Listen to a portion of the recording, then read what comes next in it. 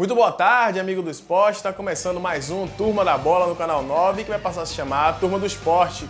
Como destaque de hoje, Viviane Rezende esteve lá no Vale das Pedrinhas, fez uma belíssima matéria. A gente tem convidado também aqui José Serafim, mais conhecido como Mestre Geni. A gente vai falar também do Vitória, que venceu ontem no Barradão por 2-0 a equipe do Asa. Vamos falar também do Bahia e a expectativa para o jogo de logo mais contra a equipe do Palmeiras. Enfim, essas e outras notícias aqui no Turma da Bola.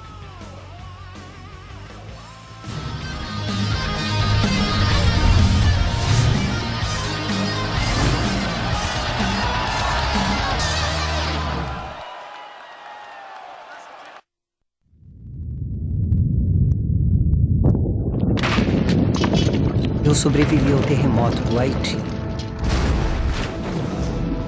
Nadei contra as enchentes do Brasil, do Paquistão, nos tsunamis da Indonésia e do Japão. Resisti ao cólera na Etiópia, à tuberculose no Quênia, passei fome na Somália e sofri com as minas terrestres no Camboja. Fui violentada e contaminada nos conflitos do Kosovo e da Chechênia e resgatada de furacões na América Central. Já retirei balas das minhas pernas, braços, peito e cabeça.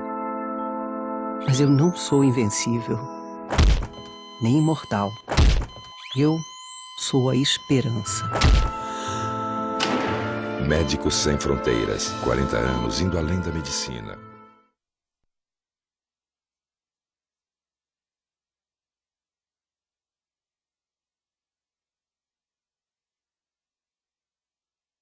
Hotel Alamar, com vista à Praia dos Coqueiros, na Orla de Salvador. Toda estrutura para fazer da sua estadia um retorno garantido, com espaço único especialmente planejado e uma estrutura perfeita para o seu lazer, conforto e descanso.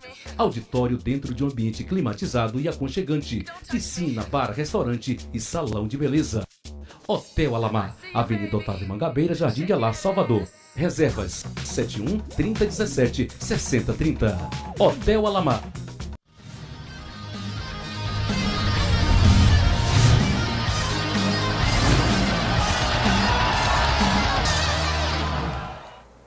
Muito bem, estamos de volta aqui no nosso Turma da Bola. Como eu havia dito, vai passar a se chamar Turma do Esporte. Mas eu vou começar logo apresentando o nosso convidado, José Serafim, mais conhecido como Mestre Geni. Mestre Geni, boa tarde para você, seja bem-vindo. Boa tarde, obrigado. Prazer contar com esse senhor. Ok, obrigado também. A gente vai ter também aqui o nosso querido Lula Pereira, está aqui do meu lado. Lula, boa tarde para você, tudo bem? Boa tarde, Márcio, boa tarde a todos. Vitória ganhou ontem, né? A gente expectativa grande para a Vitória ganhar ontem. E hoje, metade da alegria já está feita na cidade, né? E a gente já espera que o Bahia vença hoje para que a outra parte da cidade também fique alegre. O Bahia não pode sequer pensar em empatar esse jogo de hoje contra a equipe do Palmeiras. Daqui a pouco a gente fala sobre isso. Beleza, agora a gente vai começar logo falando da capoeira, né? Nossa querida Viviane Rezende esteve lá no Vale das Pedrinhas, fez uma entrevista, uma matéria belíssima. A gente vai falar daqui a pouco também com o Mestre Geni para a gente bater um papo mais sobre a capoeira. A gente vai logo ver a matéria de Viviane Rezende aqui no Turma da Bola.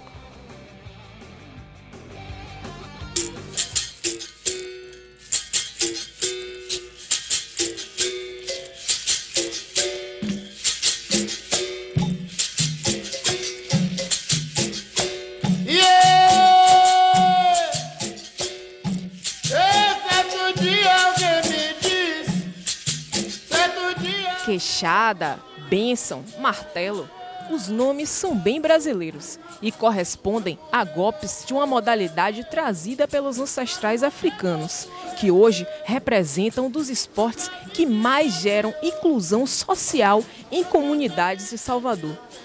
Eu quero ver um dia nascer sorrindo e toda a gente sorrir bom dia com alegria pro sol do mar, criança brincando, mulher a cantar. Os versos de Chico Buarque na canção Marcha para um Dia de Sol, escrita em plena ditadura militar, revelam um sonho de liberdade, mas parecem ser feitos sob encomenda para falar da vida do mestre Marcelo Peixoto, que faz da capoeira a arma para a busca da igualdade social e ajuda crianças do Vale das Pedrinhas, bairro humilde de Salvador, a conquistar melhores chances para o futuro. Entre crianças e jovens e adultos, a gente atende hoje em média de 110 a 115 alunos, né? Tem um público flutuante, aqueles que aparecem de vez em quando, mas no total, assim, 110 pessoas. E é um projeto social mesmo, a intenção é socializar os jovens e deixar eles fora da rua, num horário que poderia ser perigoso para eles. Marcelo se espelha no mestre Bimba, fundador da primeira academia de capoeira do Brasil. E na capital baiana, Marcelo ensina meninos e meninas carentes a arte trazida pelos ancestrais africanos. A capoeira foi criada por escravos africanos, mas ela foi criada aqui no Brasil, no momento de necessidade, em que era preciso brigar para se defender, como se fosse um animal acuado que ataca para se defender e depois foge. Assim é a nossa capoeira.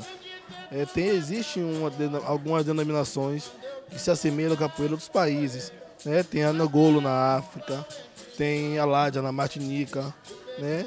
Então tem variações de coisas que parecem capoeira em outros países, mas a capoeira como nós conhecemos, como ela é, só existe no Brasil. Em meio à violência e à pobreza que fazem dos moradores desse bairro reféns do preconceito e discriminação, Marcelo tenta, através do esporte, ressaltar a decência, a dignidade e o valor que eles têm. O que eu trabalho aqui é justamente que eles tenham essa possibilidade de crescer. A capoeira não é o objetivo final deles. Quem ficar, ótimo. A função aqui é educar. Preparar eles para que tenham um futuro melhor aqui, procure uma melhora, procure crescer profissionalmente, ser bons pais de família, ser boas mães de família, bons filhos, bons alunos. Jéssica Rocha, de apenas 15 anos, pratica capoeira há 5 anos e se diz comovida. Logo quando eu completei meus 10 anos, que eu começava a brincar na rua, o mestre passava chamando as crianças para poder entrar na capoeira. Logo no início eu não levei a sério porque eu gostava de ficar na rua. Aí ele vinha, chamava a gente em casa, buscava para vir para capoeira, chamava, dizendo que era um trabalho esportivo, que ia ajudar na infância da gente, que a gente ia ser uma pessoa do bem, ia ser uma mãe de família. Logo no início a gente não levava muito a sério. Aí eu comecei a entrar, a jogar capoeira, aí minha paixão veio aumentando cada dia mais. Hoje eu não saio de capoeira por nada, eu quero crescer, quero ser uma grande mestra de capoeira, com fé em Deus, serei. No rastro desse exemplo, há outras crianças. Apesar dos tempos terem mudado, os interesses continuam os mesmos.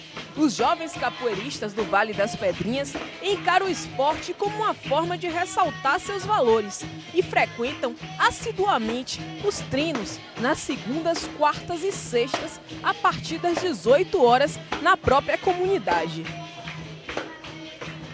Foi uma iniciativa que Marcelo teve, né? Há 16 anos atrás, né? E ele chegou e me mostrou, Márcio, nós dedicamos a nossa vida a uma arte que é a capoeira e não porque a gente poder passar isso para outras pessoas, né? E aí ele veio com a ideia de se criar um grupo, né? Grupo de capoeira Gangazumba. E nisso foi crescendo e foi tomando uma outra proporção, né? Hoje é Centro Cultural Gangazumba, onde a gente costuma dizer que é família Gangazumba, né? Porque a esposa dele faz parte do projeto, puxa as atividades, a minha esposa também. Ele tem um menino dentro do projeto, pequeno, tem um mais velho. Eu também tenho um filho dentro do projeto. Nesse clima de família, foi convidada a entrar na roda também.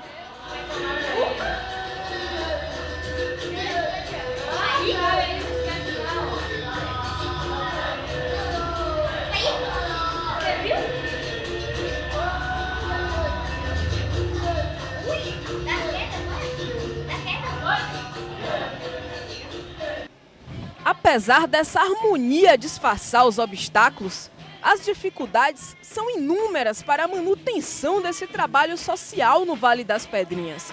Mas Marcelo não desiste da utopia. A gente tem trabalhado, mas sem apoio nenhum órgão governamental. Quando lançou a campanha da Copa de 2014 aqui na Bahia, lá no Dique do Tororó, perto da nova Arena Fonte Nova, eu estava lá. Foi capoeira que abriu as festividades. Se você chegar lá hoje e olhar, tem um berimbau fazendo a contagem regressiva.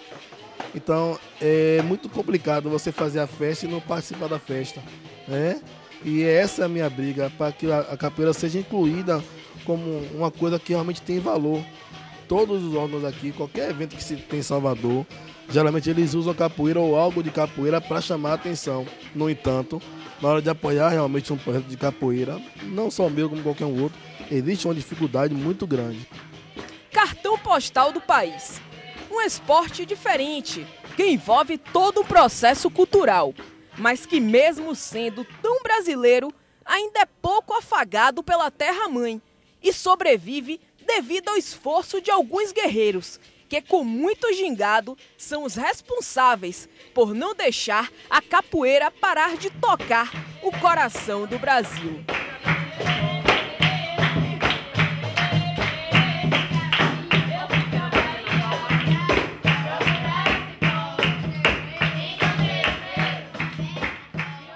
Estamos de volta aí, essa belíssima matéria da Viviane Rezende. Eu vou começar logo o bate-papo aqui com o José Serafim, mais conhecido como Mestre Geni. Como a Viviane estava lá contando pra gente, capoeira é um dos esportes que mais faz bem ao social hoje. Por que a capoeira é tão, principalmente aqui na Bahia, tão discriminada assim? Falta tanto espaço pra capoeira, assim, por quê? Rapaz, há pouco o Marcelo falou aí que eu estava assistindo a apresentação que capoeira é para estar nas Olimpíadas, capoeira era para estar no Campeonato Mundial de Futebol e tudo mais, porque capoeira hoje já está em mais de 160 países. Eu mesmo conheço diversos países através da capoeira. E a capoeira, o mestre Pastinha no passado dizia que capoeira é tudo que a boca come. Então isso facilita o social. Porque capoeira, se você procurar a parte de luta, você tem luta. Se você procurar dança, você tem. Se você procurar musicalidade, você tem. Você tem cultura. Você vê que inclusive a capoeira foi reconhecida quando Gilberto Gil era ministro da cultura, foi reconhecido como patrimônio cultural do Brasil, bem imaterial. Então é uma cultura nossa, está comprovado que a capoeira nasceu aqui no Brasil. A capoeira teve influência do africano, do índio e também do europeu. A capoeira é igual a gente, é brasileira. A capoeira tem todas as cores, tem toda a religião. Se você pegar o brasileiro é preto, é branco, é índio, é amarelo, é chinês, é americano. A mesma coisa é a capoeira. A capoeira tem tudo de Brasil. E é por isso que a gente consegue hoje estar em diversos países. Agora, a questão da discriminação, que ainda existe em parte aqui na Bahia, que a capoeira vem do povo. E tudo que vem do povo traz uma carga, uma ancestralidade de algumas coisas também erradas. Então, mas a capoeira hoje, a capoeira está nas universidades. Capoeira, você tem o mestre João Grande, por exemplo, que foi o Estados Unidos reconhecido como doutor honoris causa. Mestre Bimba, também pós-morte, foi reconhecido como doutor honoris causa. E você está aí no mundo todo. Eu já conheço diversos países e, com certeza, se fosse outra profissão, eu não reconheceria. Porque eu fiz faculdade, eu cursei Direito e larguei a faculdade de Direito para ensinar capoeira. E não me arrependo, apesar de recomendar meus alunos que estudem, certo? Mas surgiu uma oportunidade, eu acreditei nessa oportunidade e talvez, se eu fosse advogado, hoje eu não seria tão conhecido e também eu não conheceria tantos países e tantos lugares aqui no Brasil por esse mundo afora. Sobre essa questão da capoeira ser considerada um esporte ou cultura, o senhor acha que a capoeira deve ser também considerada esporte, além de ser patrimônio cultural? Rapaz, capoeira também é esporte, inclusive é um esporte que movimenta, além de praticamente todos os músculos do corpo, mas movimenta também muito a cabeça. Que o capoeira é um jogo de pergunta e resposta, onde você tem que procurar envolver e enganar quem está com você. Então movimenta muito essa parte de cérebro também. Agora, o meu único receio nessa parte de esporte é porque a capoeira no passado, quando a capoeira era vista com outros olhos, aqui na Bahia mesmo, na década de 70, se procurou o pessoal de educação física para a gente trabalhar com esse lado também de esporte e eles negaram. Nós fomos para a Federação Baiana de Pugilismo na gestão de Fauzi Abdala. E hoje, que a capoeira cresceu, que está no mundo todo, traz turistas, traz divisas para o Brasil, o pessoal de educação física está querendo colocar a capoeira somente para ser trabalhada nas escolas por um profissional de educação física. Tudo bem que se estude, se trabalhe, mas você para ensinar capoeira, eu sou contra essa questão de você ter formação universitária, você ser acadêmico, isso é cultura popular. Então, no Brasil, um país com ainda tem, infelizmente, um número muito grande de analfabetos, não é possível que você possa ser até presidente da República sem ter formação universitária. Nós estamos agora no segundo turno. Então, 2 acadêmicos que a gente disputando, mas podia ter alguém do povo disputando a prefeitura. Então, você pode ser um presidente do Brasil, não pode ser um mestre capoeira se você não tiver formação universitária. Isso aí é o que eu acho errado. Mas que capoeira esporte é cultura é dança é folclore é tudo. Capoeira envolve muita coisa. Bom, mestre, pelo que o senhor disse aí, eu acho que hoje em dia a capoeira é mais respeitada fora do país do que aqui no Brasil? Não é questão de ser mais respeitada, porque aquilo que é nosso é a mesma coisa. Você tem uma propriedade, você às vezes você não para analisar e você não dá tanto valor como alguém que está lá e vê aquela propriedade sua com outros olhos. Então, por ser uma coisa nossa, nós estamos muito acostumados. Já o estrangeiro procura pesquisar, estudar, e isso é que tem nos ajudado. Porque muito está vindo para cá para conhecer a Bahia, o Brasil, ver onde a capoeira nasceu, porque muita gente diz que capoeira é africana. Eu estive em Angola, pesquisando lá na África, lá não tinha capoeira. Uma senhora com 100 e poucos anos lá em Angola me disse que conheceu capoeira porque um ancestral dela, retornando após a libertação da escravatura, a abolição, ele retornou lá, falou do Brasil e mostrou a capoeira. E capoeira hoje, a gente tem capoeira na África levada por brasileiros. Então o pessoal lá de fora tem valorizado mais e pesquisa. E alguns lá, eu sempre digo, alguns até conhecem muito mais a capoeira do que alguns praticantes de capoeira brasileiro, que se preocupa em estudar. Eu fico assim pensando porque é o seguinte, hoje em dia, no currículo escolar, colocar capoeira e ser obrigatoriamente ensinado por um professor de educação física, não sei se seria o ideal, né? Não sei se seria o ideal, porque o senhor que... Quantos anos o senhor tem de capoeira? Eu comecei capoeira em 1955, com 8 anos de idade. Será que um professor, por mais estudado que ele seja, conhece mais do que o senhor? Não, a questão, inclusive, é que o professor de educação física, se ele for capoeirista, sim. Agora, com a matéria da universidade, ele faz um semestre lá e pronto, e vai. Então, não é um conhecedor profundo da capoeira para que possa transmitir toda essa carga que a capoeira traz. Talvez ele saiba alguns movimentos, principalmente a parte de preparação física, que no passado, inclusive, não se exigia. Nós tínhamos, por exemplo, eu fui graduado mestre de capoeira Angola pelo mestre Canjiquinha e formando em regional pelo mestre Bimba. Em nenhuma das duas academias, nem em outras academias no passado, a gente tinha preparação física, porque o mestre Bimba dizia que o próprio movimento, a ginga da capoeira, ajudava a aquecer e movimentar toda a parte. Mas hoje em dia, o professor de educação física, se ele for capoeirista de origem, ele teria condições de ensinar o conteúdo todo da capoeira. Mas senão ele seria mais um teórico tentando mostrar uma prática.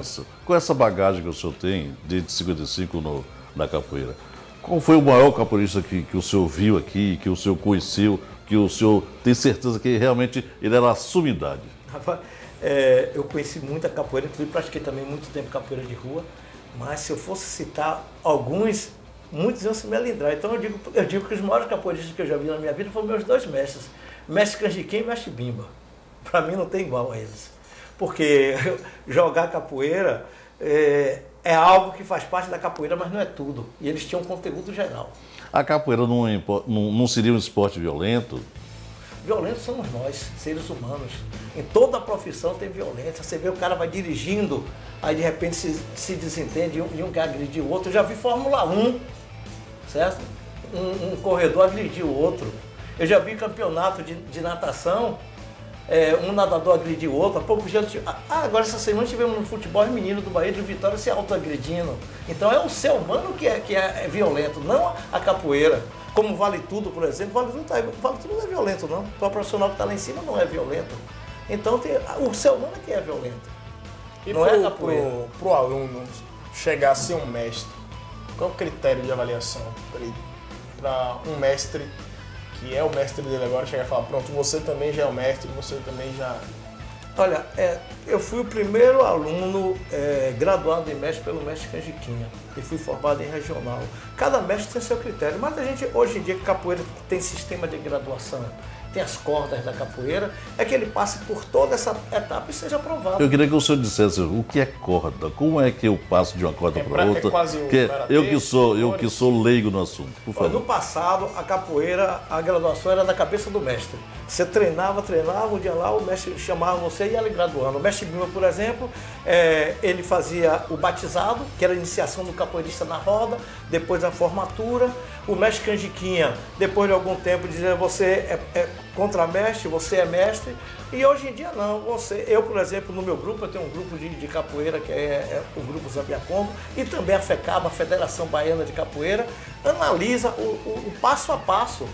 O aluno tem que passar pela etapa, ele tem que ter bom comportamento, tem que ter frequência, tem que estudar. Eu, inclusive, agora mesmo, eu fiz exame para aluno meu, tem aluno meu que passou no exame de capoeira, mas perdeu a corda porque perdeu do colégio.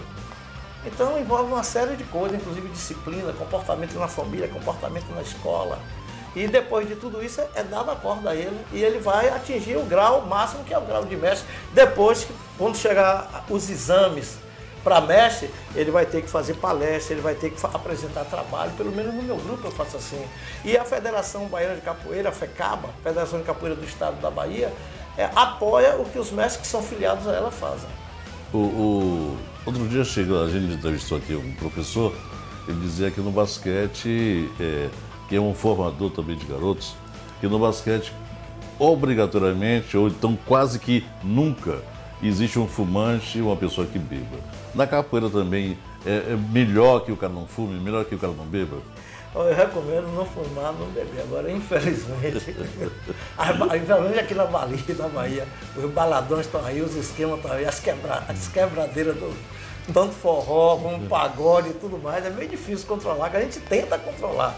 Certo? A gente tenta ajudar. Eu mesmo no evento de capoeira lá da FECABA, a gente faz palestras antidrogas para orientar essa juventude, a gente fala os males que trazem a bebida, perder noite, mas a gente sabe que essa juventude é meio difícil segurar, mas a gente procura conscientizar dos males que isso traz para o ser humano de um modo geral. E ajuda governamental? Alguma dessas instituições?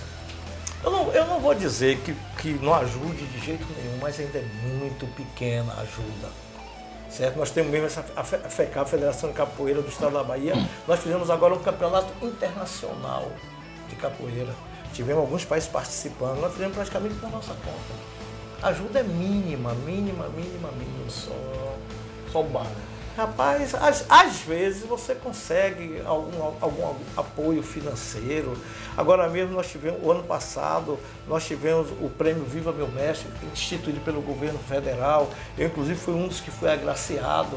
Mas isso não resolve. O que resolve é o quê? O governo seria o reconhecimento da profissão de capoeira. Que a capoeira é patrimônio cultural do Brasil. Mas até hoje nós temos mestres morrendo, como o mestre Pachinha morreu na miséria, como o mestre Bimba teve que sair daqui para Goiânia, em Goiânia se deu mal e faleceu, sem nada. A profissão de capoeira ainda não é reconhecida. A gente não consegue colocar o mestre de capoeira antigo para se aposentar. Os que não têm condição financeira ainda estão engateando. E a gente espera que antes de dar uma ajuda de um dinheiro para um evento, seja reconhecida a capoeira, que seja apoiado os velhos mestres de capoeira que ainda são esquecidos aqui na Bahia e em outros países eu digo até que não, porque a capoeira lá não é tão antiga quanto aqui no Brasil. Mas, Geni, quero agradecer a presença do senhor. Volte sempre que precisar, a gente aqui vai estar à disposição.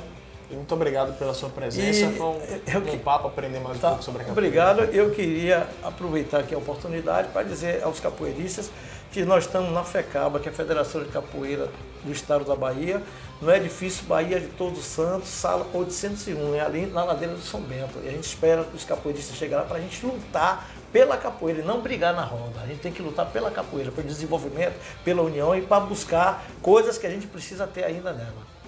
Beleza, obrigado aqui, o mestre Geni. Conversamos hoje um pouco mais sobre a capoeira, conhecemos o Lula, que já praticou capoeira há muito tempo. Pratiquei. Quando era mais jovem. Inclusive, eu sempre digo que hoje em dia a internet nos ensina tudo. Eu fiz um curso de capoeira pela internet. E como foi que você conseguiu praticar? Não consegui até hoje, mas eu estou tentando. Mas fez curso. Eu fiz o curso. Bom, agora, seriamente, a gente sempre fala aqui. Aqui, o jovem aqui da Bahia, de Salvador principalmente, não tem aonde ir. A gente sempre diz aqui, não temos um ginásio de esportes, não temos uma quadra de futebol de salão, de basquete, de vôlei, não temos uma piscina olímpica.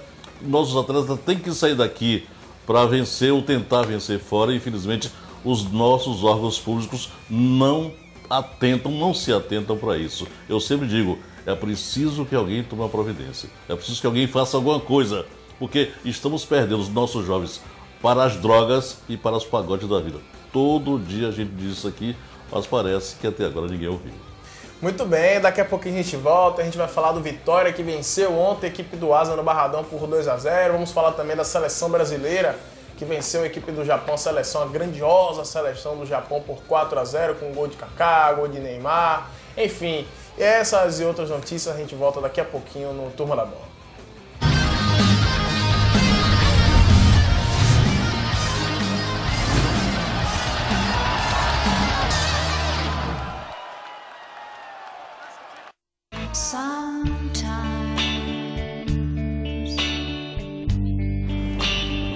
Sometimes everything is wrong.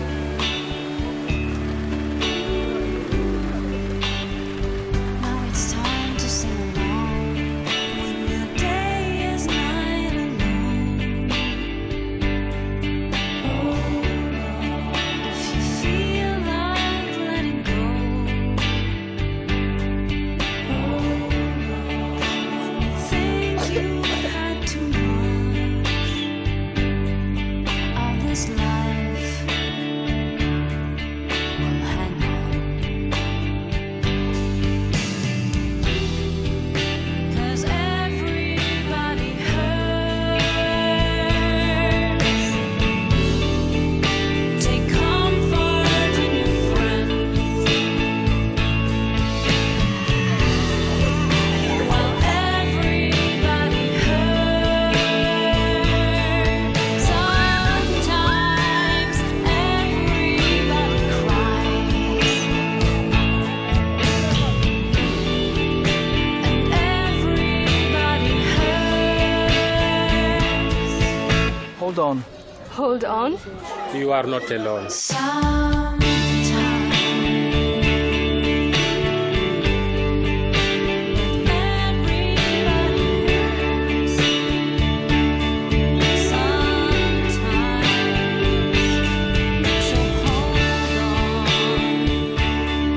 Hold on. Hold on. Hold on.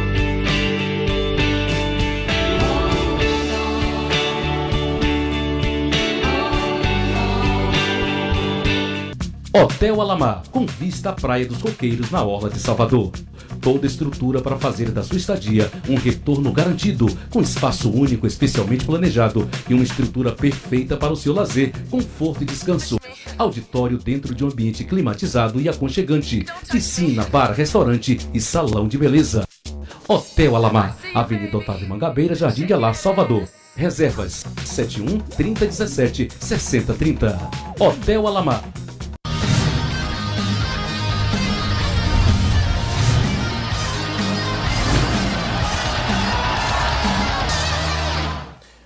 Muito bem, estamos de volta. Agora a gente vai falar do futebol. Vamos falar do Vitória, que venceu a equipe do Asa.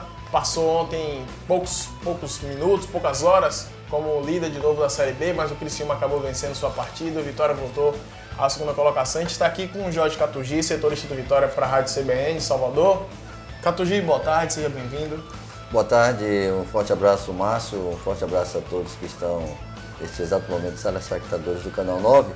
O Vitória ontem conseguiu um resultado, né, apesar de duras penas, mas um bom resultado diante da equipe do Asa de Arapiraca por 2-0. Este resultado fez com que o Vitória não chegasse à liderança, porque o Criciúma terminou vencendo a sua partida, mas pelo menos amenizou, né, aquela derrota que aconteceu lá na cidade de Curitiba para o Paraná Clube por 3-1. Esse resultado de ontem fez com que o Vitória chegasse aos 63 pontos. E tem um detalhe, viu, Márcio? Muitas pessoas, eu estava inclusive refazendo essas contas aí, porque precisa mais uma vitória para subir, não é bem assim não, viu?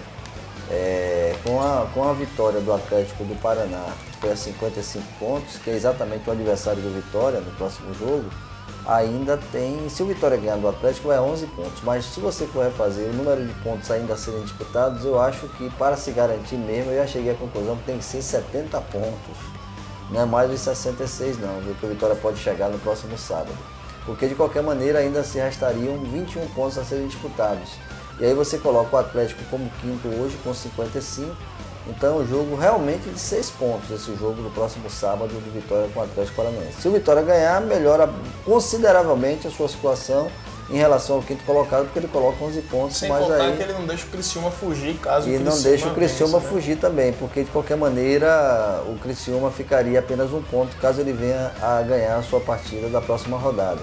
Mas tem que olhar também o Goiás, que também já encostou, chegou a 61 pontos, então você vê que na reta final ninguém está dando bobeira mais.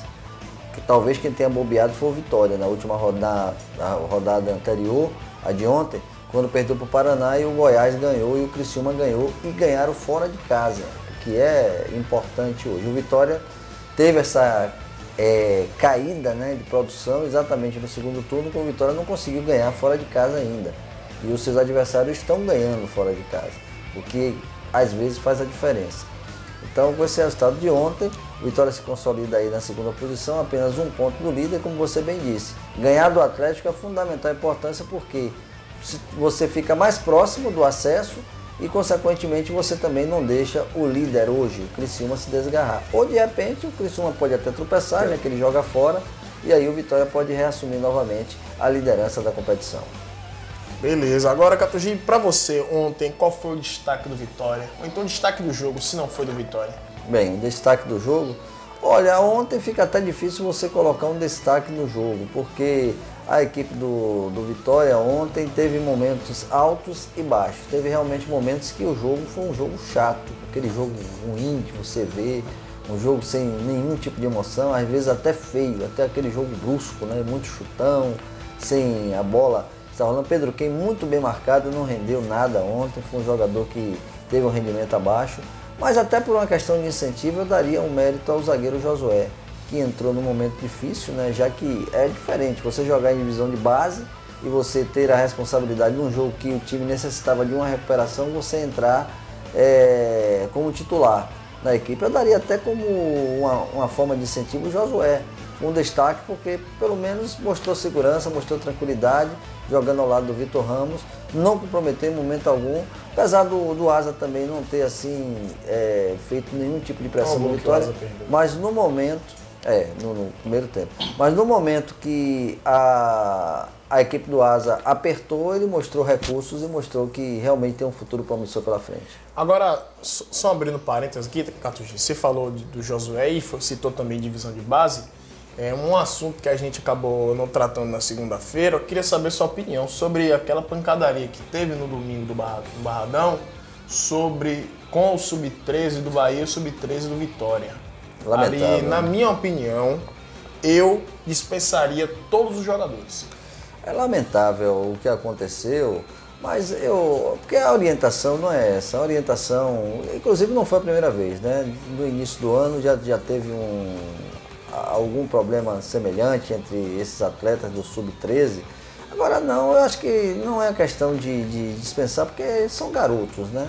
São garotos e infelizmente às vezes uma ação impensada, porque tudo começou com uma provocação, aí o goleiro do Bahia deu um soco no jogador do Vitória e gerou toda aquela pancadaria.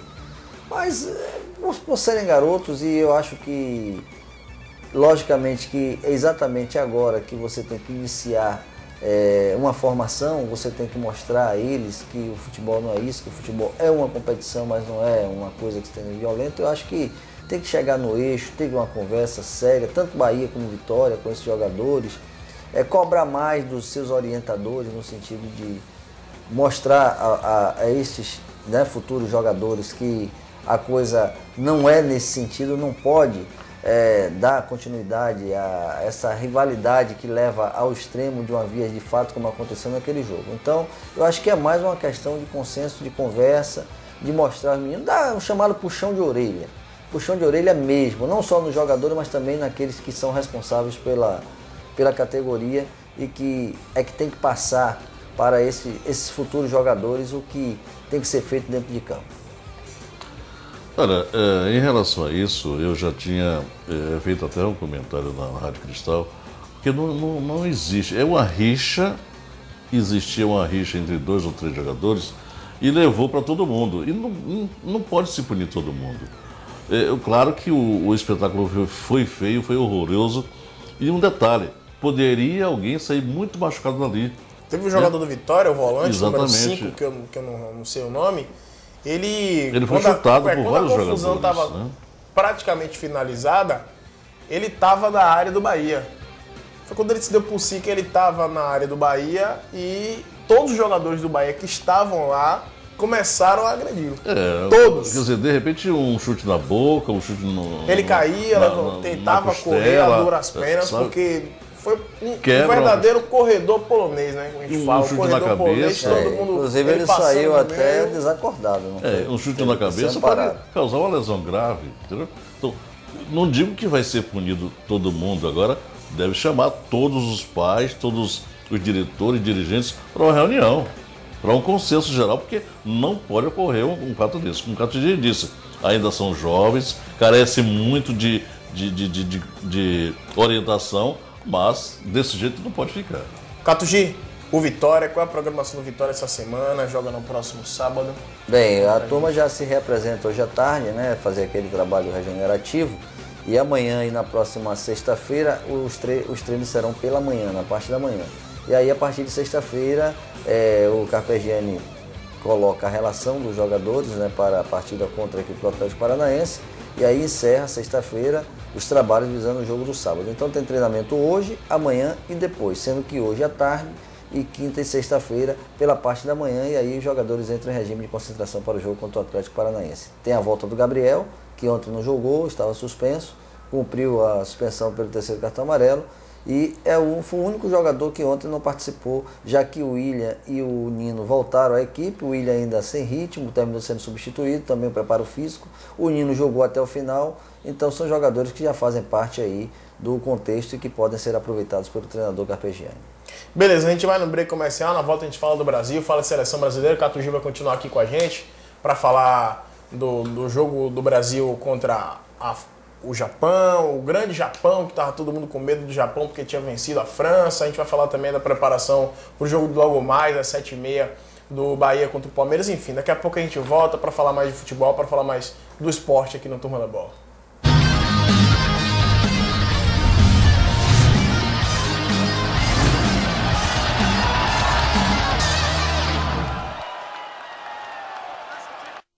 Oi, por favor, pense nisso. A cada ano, 5 milhões de crianças morrem de desnutrição com menos de 5 anos de idade. E 500 mil morrem de sarampo. Por isso, nesse momento, as equipes de Médicos Sem Fronteiras estão salvando vidas em mais de 60 países, levando ajuda médica às pessoas que mais precisam. Médicos Sem Fronteiras é uma organização humanitária independente de poderes políticos e econômicos que atende vítimas de tragédias como fome, guerras, epidemias, terremotos e tsunamis. Para milhares de pessoas, Médicos Sem Fronteiras é a única esperança. E tudo isso só é possível graças à ajuda de pessoas como você. Seja doador de Médicos Sem Fronteiras. Ligue agora para 0800 941 0808 ou acesse msf.org.br. Com apenas R$1 por dia, R$30 por mês, você ajuda a salvar milhares de vidas. Por exemplo, com R$30 mensais, conseguimos dar água potável para 100 vítimas de uma catástrofe ou tratar de uma criança desnutrida por mês. Em outubro de 2010, nós vivemos um surto de sarampo em Moçambique. Foi muito difícil, pessoas morrendo dentro de casa, sem acesso a medicamentos. Nos dias de hoje, as pessoas morrerem de uma doença prevenível por vacina é inadmissível. Em 2009, Médicos Sem Fronteiras tratou de 250 mil crianças desnutridas em 34 países e vacinou mais de 7 milhões contra a meningite. Seja doador de Médicos Sem Fronteiras. Ligue agora para 0800 941 0808 ou acesse msf.org.br. Médicos Sem Fronteiras. Precisamos de você para salvar vidas.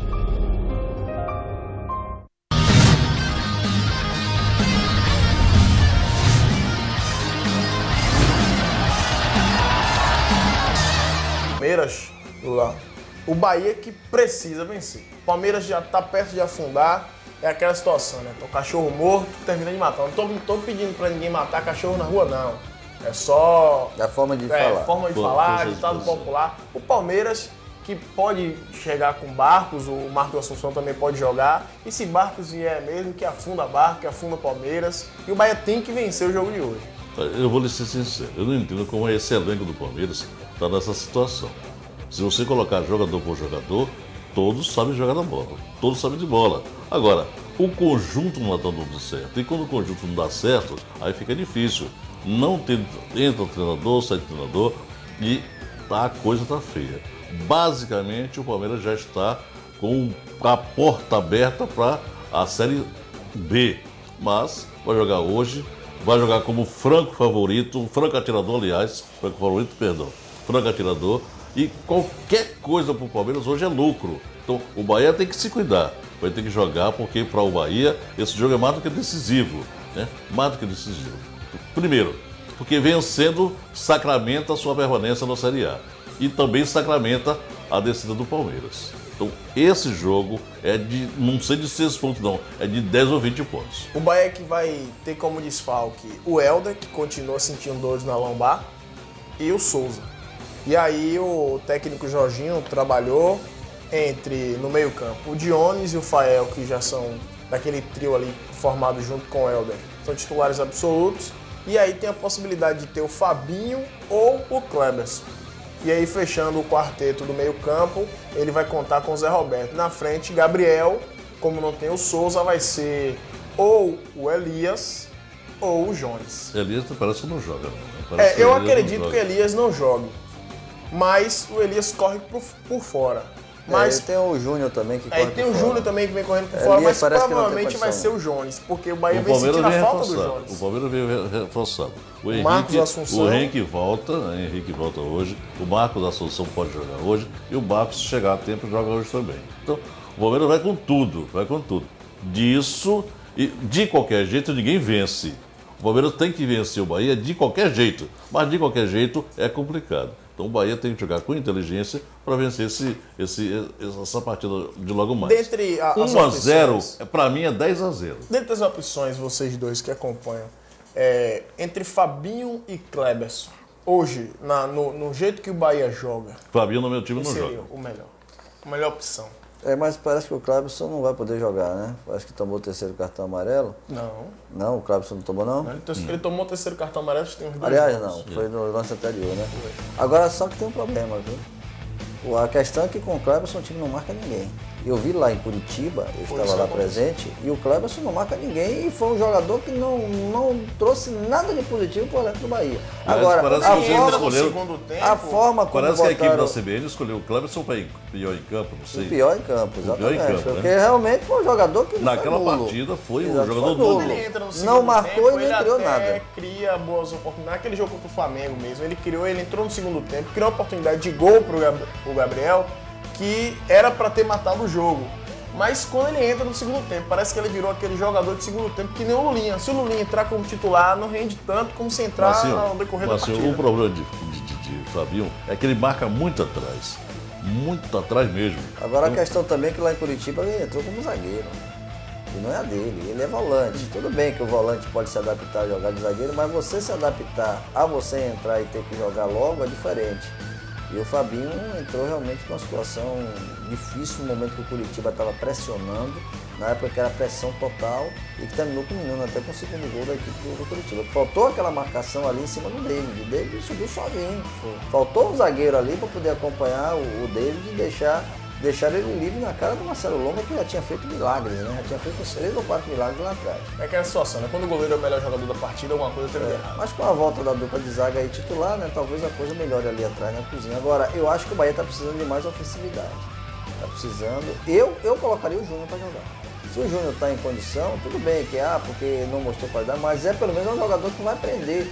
E o Bahia tá precisando, o Bahia tá com o Gabriel também voltando, já dá uma qualidade melhor lá na frente. Então, vamos ver, né? Agora que o Bahia precisa ganhar, precisa e muito ganhar esse jogo. Enfim, o Bahia precisa ganhar, o Vitória venceu ontem e a gente termina aqui com essa expectativa do jogo. A gente volta na próxima sexta-feira com a apresentação do nosso Paulo Silva de volta na próxima sexta-feira.